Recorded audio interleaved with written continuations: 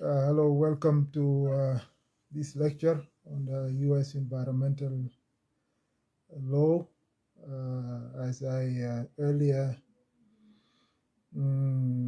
posted that I would be giving 5 lectures on the U.S. environmental law with the view that I need to share some aspects of U.S. environmental law to the benefit of African students of comparative environmental and natural resources law and environmental sciences.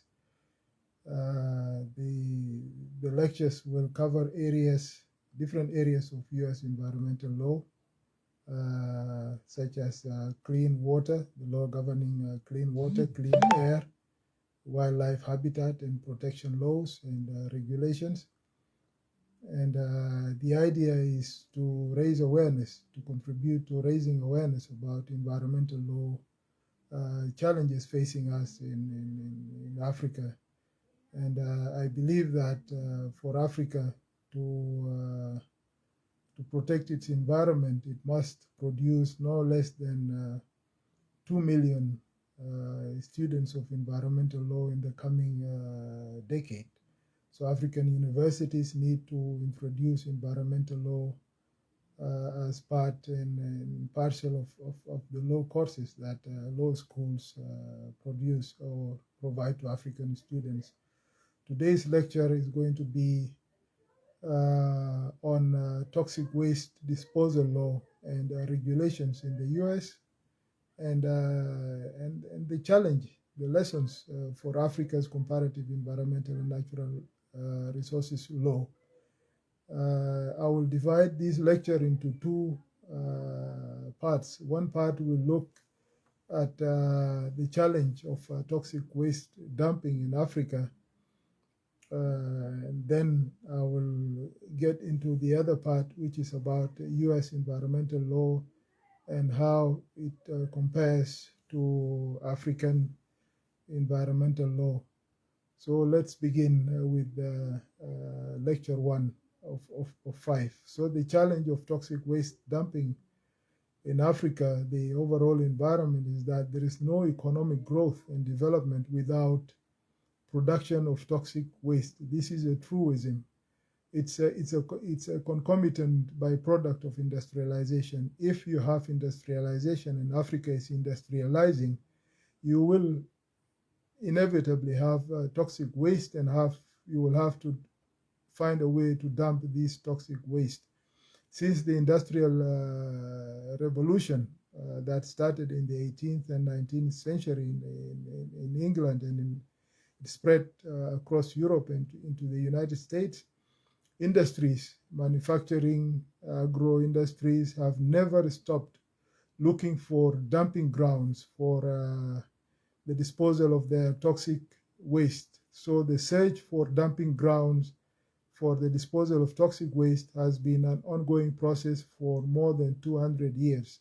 So once you have industries, once you have companies that are producing goods and services, these companies must look for ways to dump the toxic waste that is produced. Globalization has made transboundary movement, the movement across borders of toxic waste, a reality. And while there are other elements, cultural elements of globalization, but the trade liberalization part of globalization means that companies set up their facilities in other countries, and they have access also to moving waste from one country to another.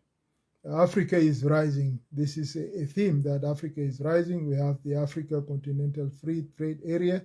The rise of China and India have all made Africa the last frontier. The last frontier in the sense that it is the frontier where factors of production, especially land and labor, are cheaper. So companies are now moving to Africa to produce for the African market and for the international market as well. So Africa is rising, but the threat to Africa's environment is also real because of Africa rising. But due to a lack of strict environmental regulations, that is lack of legislation in Africa, and also corruption, Africa has become a dumping ground for industrial waste, bribing of customs officials, bribing of ministers to allow such imports, by falsification of cargo that is labeled to be carrying something that is different from toxic waste, while in the actual fact is carrying toxic waste. Africa has been and continues to be affected by this menace. In fact, import of toxic waste has become one source of foreign exchange for some African countries. So importing toxic waste and dumping that waste in their countries has become a source of money for some African countries. Foreign direct investors must be forced to build toxic waste disposal and treatment facilities. When companies set up facilities in Africa, they should be asked to also show where the waste disposal and treatment facilities they have built is located. They have to build the manufacturing plant, yes, but also waste treatment facilities must also be adjacent to the manufacturing plant to minimize the rate of toxicity of hazardous waste generated through the industrial activities. So these factories, again, must always be asked, where are your disposal and treatment facilities?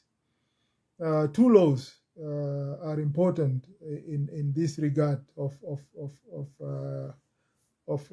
hazardous waste importation or export into Africa. One law is the 1992 Basel Convention on the control of transboundary movement of hazardous wastes and their disposal. It's called the Basel Convention. It's a UN law to criminalize the transfer of toxic waste to Africa and the LDCs, the least developed countries. The US is the only country that refused to ratify the Basel Convention.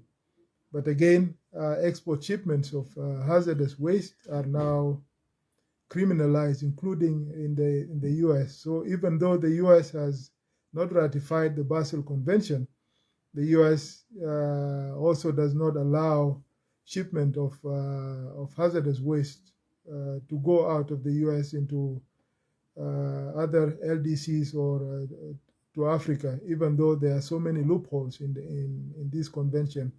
The list of the prohibited hazardous waste or poisonous or toxic waste byproducts of the industrial process is found in Annex 1 of the Basel Convention. That is for students of comparative law. If you want to look at the list of these hazardous waste, go to Annex 1 of the Basel Convention.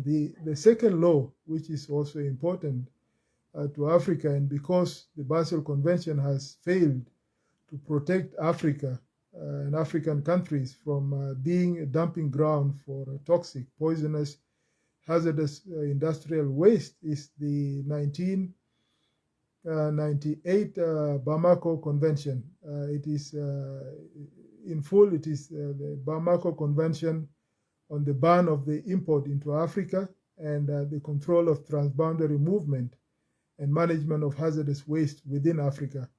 So there are different elements to the Bamako Convention based on the purpose of this convention. One element is a ban of import into Africa and the control of transboundary movement of toxic waste, in the same way that the Basel Convention wants to protect Africa. But the other element, which is also part of this second part of this lecture, is management of hazardous waste within Africa, within African countries. African countries must develop environmental law and regulation systems that are effective and efficient enough to protect Africa's natural resources, water resources, lakes and rivers, forest resources,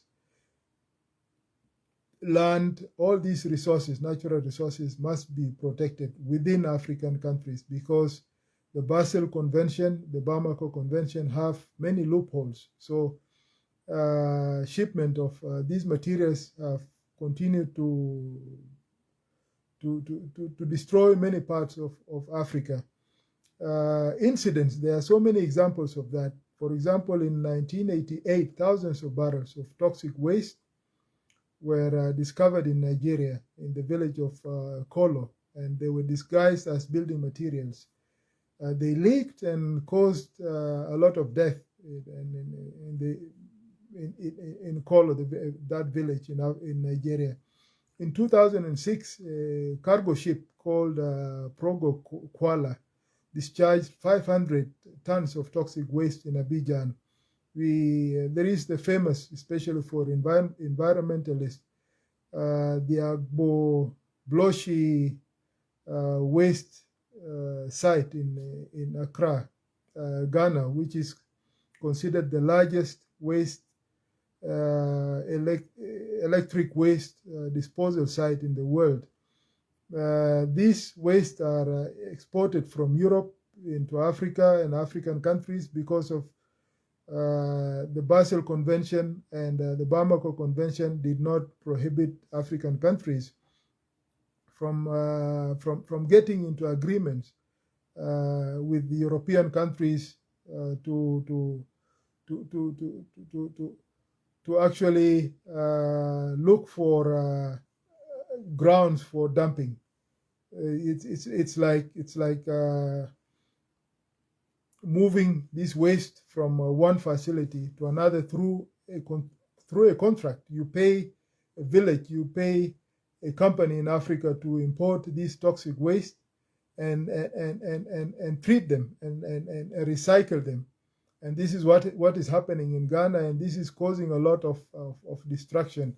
That is why individual countries in Africa must develop effective environmental law systems to prevent these loopholes to destroy their natural resources. The second part of the lecture, which is, I'm going fast because some people told me to reduce the time of the lecture, but these lectures are long. Environmental law is a whole semester. You cannot give a whole semester in a couple of hours without doing a disservice in terms of cutting a lot of information. The second part of this lecture is U.S. dumping toxic waste regulations, like anti-dumping laws in the United States. The law that governs toxic waste dumping is called the Resource Conservation and Recovery Act, and it was passed in 1976. The U.S. environmental law is the oldest and most developed in the world. That is why we need to actually emulate that. We need to copy and literally copy and paste from the U.S. law into our own laws in Africa. I'm using the U.S. law because I studied U.S. environmental law, and I want to give what I know to students of environmental law in Africa so that we compare notes, and actually I would like to contribute to legislation in those African countries through the social media. You don't have to be there physically. So the Resource Conservation Recovery Act, which was passed almost 50 years ago, when we talk about the resource conservation, we are talking about water, land, forest. These are all resources that need to be conserved. The key provisions of RCRA, RCRA, it's called RCRA. It regulates two things: the disposal of solid waste, the throwing away of solid waste, to the treatment of hazardous waste. That's why I earlier said foreign direct investors need to be forced to build waste treatment facilities adjacent to the manufacturing facilities, the companies that they will build in Africa. So these two questions will always be asked by law enforcement and environmental protection agents. Here it's the case. In Africa, it should be the case. Law enforcement should go to every company, look at the storage facilities for the toxic waste and ask two questions. Is that disposal of solid waste or treatment of solid waste? The first practical question in RECRA, which is in this law of solid waste and solid hazardous waste. If it is solid waste, is it also hazardous waste or toxic, poisonous waste? If the answer to these two questions are yes, then the law must take its course. I will give a couple of cases in the common law system. Case law governs these areas, while the law is always general and vague in terms of language, but now courts will fill the gaps to define these areas of law. The first case that I want to share with you is American Mining Congress versus EPA, that's the Environmental Protection Agency. It was in DC Circuit Court in 1987. The question before the court was whether waste produced in a manufacturing process should not be considered solid waste if they would later be used again in the same process. If this waste is to be used in the same process, should it be also defined as solid waste or not? For the simple reason that they were not being discarded, not being thrown away. They were instead being recycled, reused. All these questions must be answered by company representatives or the companies that are keeping that would be solid and hazardous waste. The court held that such waste should not be considered discarded, should not be considered thrown away if it would later be used in an ongoing manufacturing process. If it is part of an ongoing process of manufacturing, it is not solid waste. It held that the materials had not yet become part of the waste problem. The waste problem is when hazardous waste is discarded but not in the right way, and that will lead to the destruction of the environment.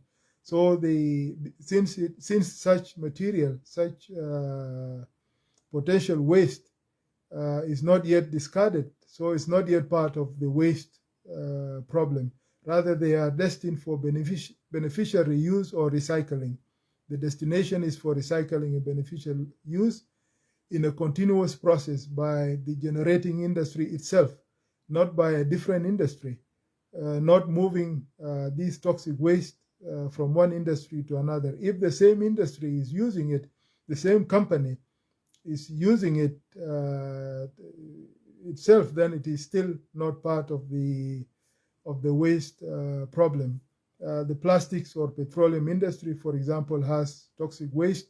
Battery manufacturing, textile industry, agro industries, pesticides, paint, pharmaceuticals, all these industries are in many African countries. Many African countries have these industries. That's why they have to be held accountable for management of their toxic waste. The second case is also by the same Environmental Protection Agency, which is the environmental watchdog here in America, is the agency responsible for the protection of the environment. It's also against the same company, American Mining Congress, in 1990, but this time for sludge, which is mud. So the question before the court was whether sludge, which is like a muddy substance or mire, is stored in a surface impound a surface impound is like a pondage, should not be considered solid waste under this act, under RECRA, because it was being held for potential reuse, the same excuse, despite the fact that in the meantime, while this sludge, while this poisonous substance, poisonous waste is stored, in the meantime, the waste might overflow or leak into other bodies of water.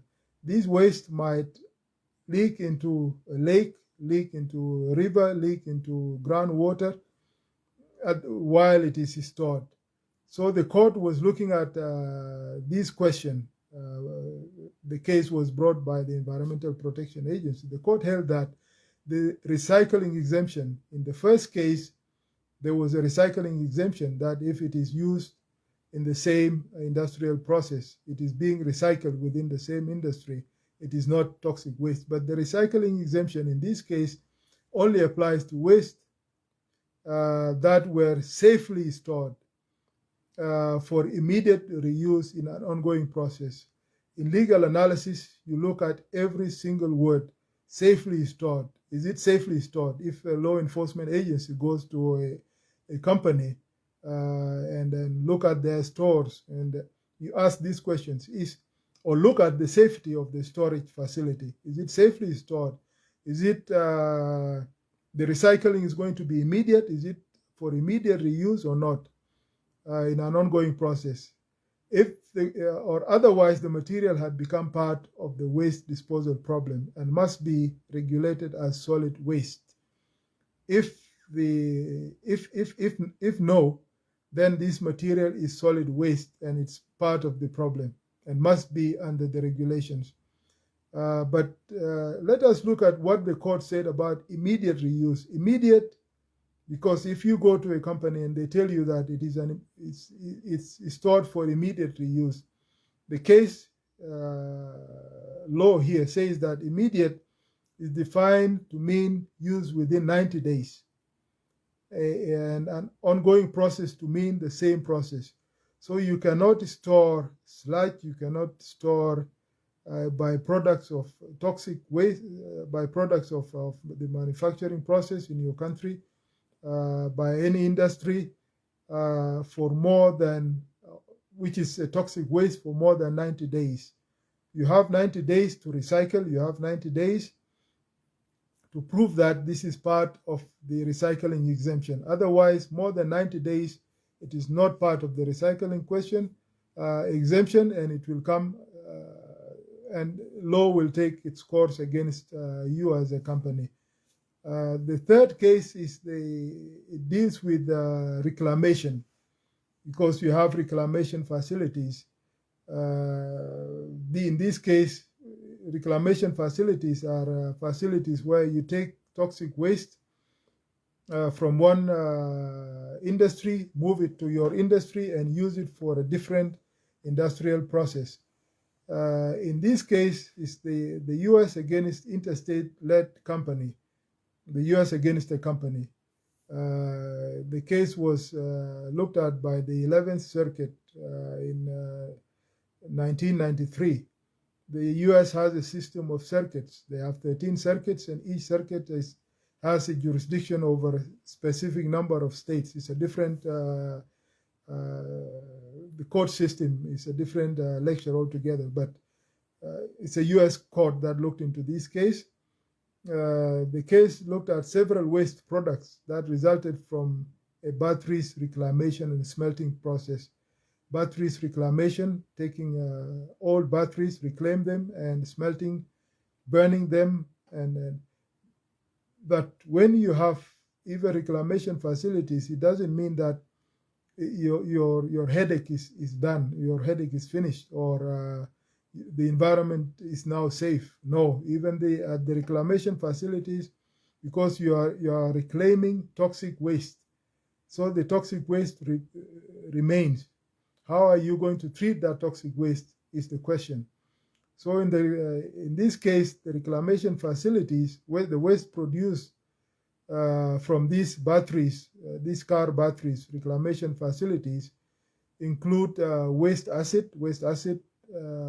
wastewater treatment sludge, this muddy substance, broken battery casing and chips, emission control dust, dust that comes out of these facilities.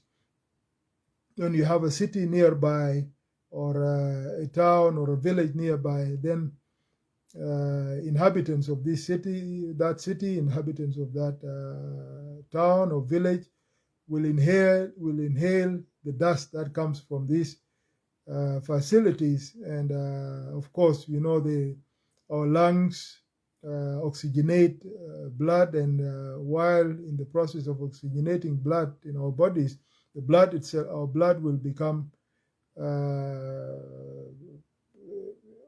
this toxic substance will poison our blood, and people get cancers, people get all manner of diseases because of that. And the question was whether the lead lead is a very poisonous metal. Lead parts which have been reclaimed from spent car and truck batteries for recycling purposes were exempt from regulation. This is a very big threat in Africa. You find cars discard batteries everywhere. People just take their batteries from their cars, throw them even out of their houses, throw them everywhere. And when it rains, of course, you find that the rainwater will take that arsenic, will take lead, will take mercury from that into waterways, into groundwater, and you end up finding people having cancers and not knowing that it is lack of proper waste management that is leading to these diseases and killing of people. This is a very important awareness that our people need to have in Africa.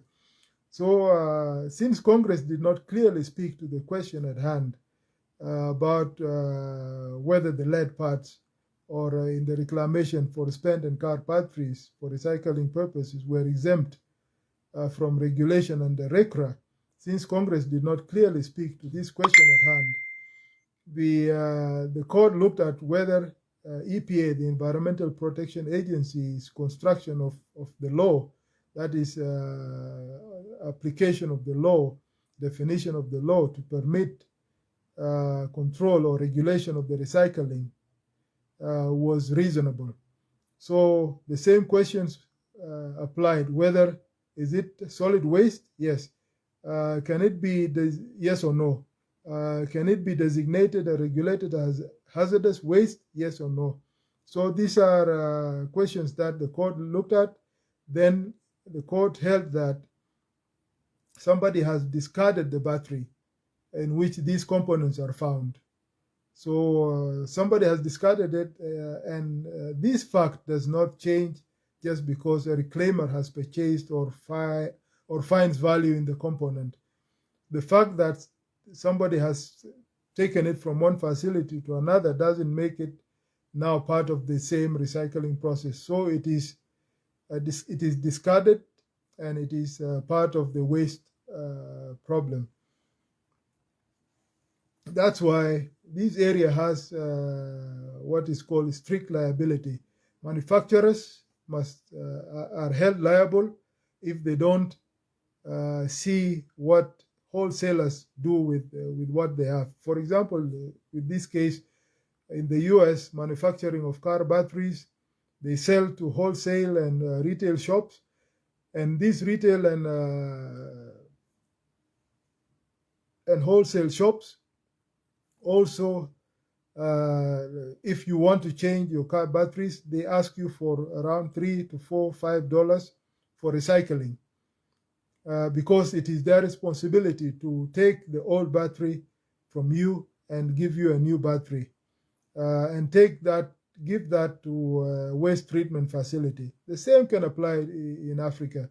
It's easy to force retail shops to force wholesale shops, manufacturing facilities, importers of car batteries to actually have the same process. When you're selling a new battery, take back the old battery and get $1, for example, from the buyer of the new battery for you to recycle the old battery. A boda riders, a motorbike rider will take this old battery to recycle. You give that $1 to a boda or a motorbike rider to take it to a waste treatment facility.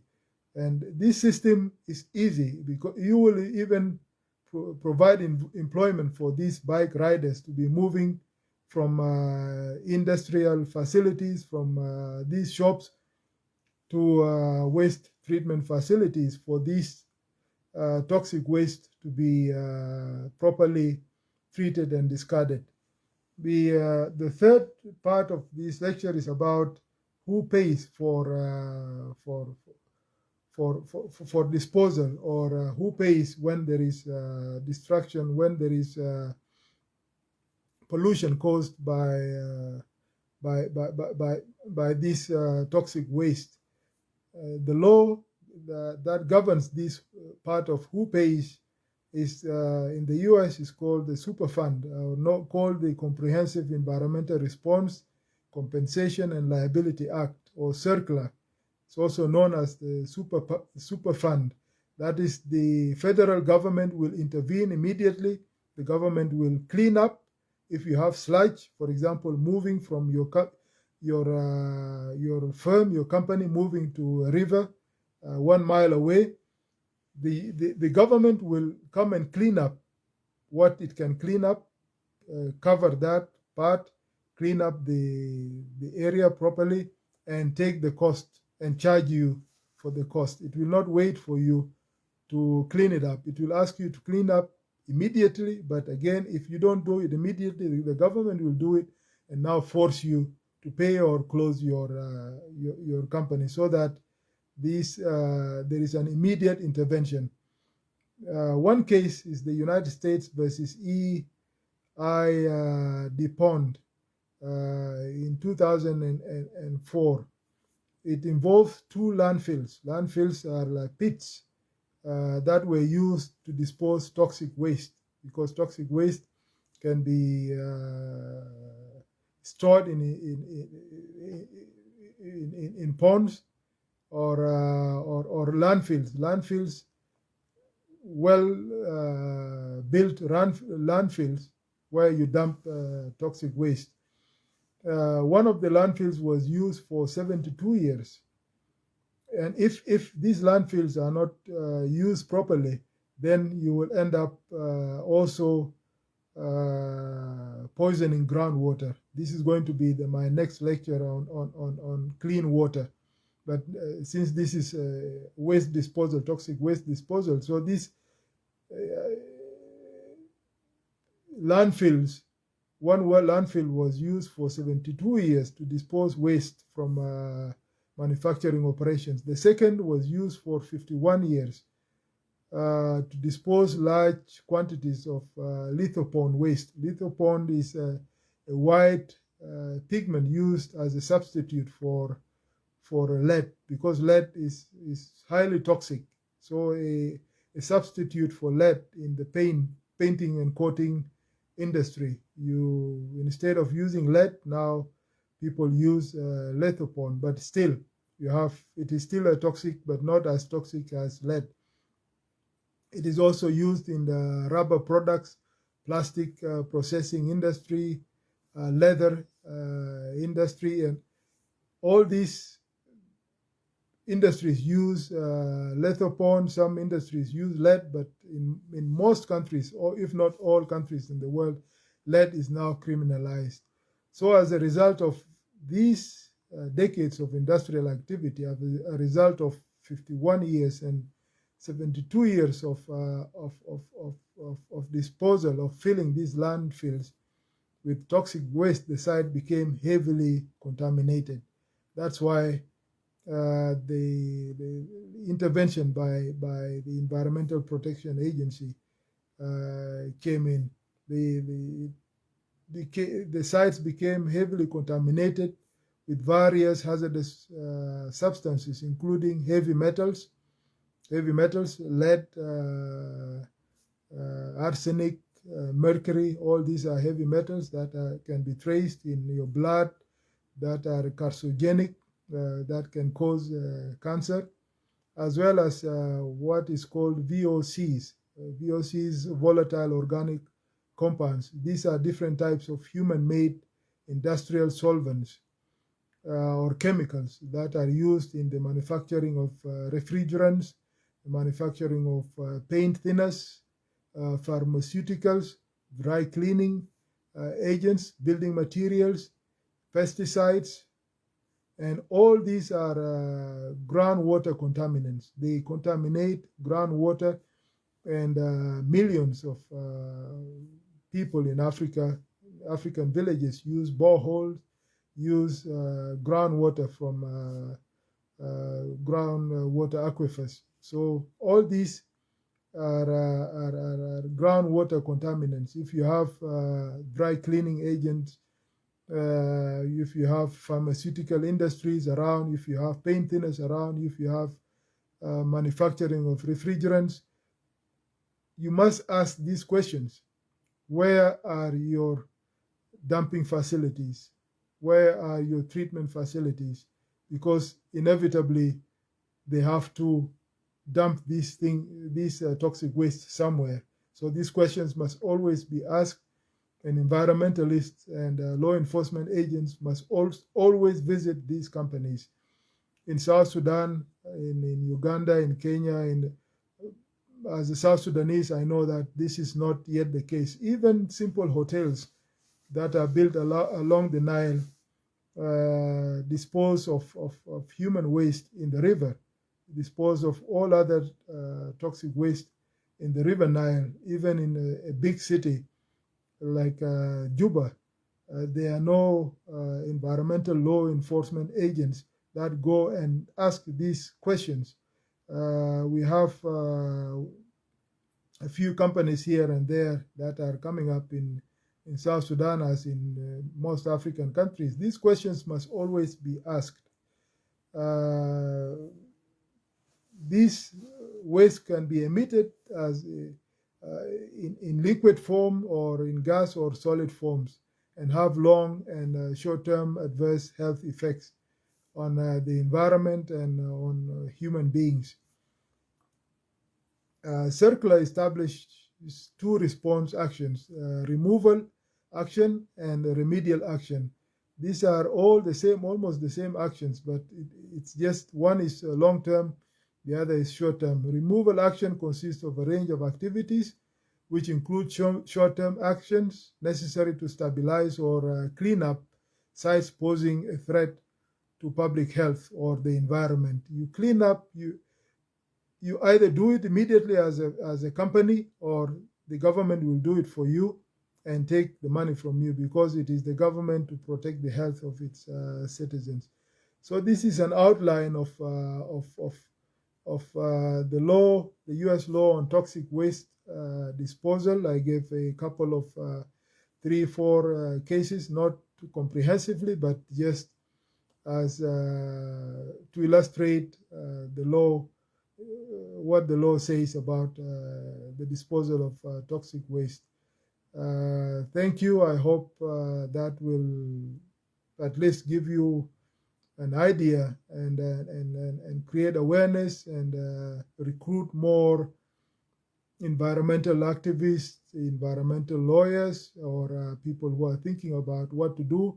Environmental law is a very important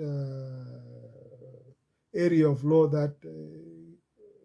that our people need in Africa. Thank you, and let's meet in the next lecture, and I will post what it's going to be about, whether it's going to be clean water, clean air, on wildlife, and habitat protection laws in the U.S. for you to compare with what we have in what you have in your country and what we have in Africa in general. Thank you, and God bless our continent.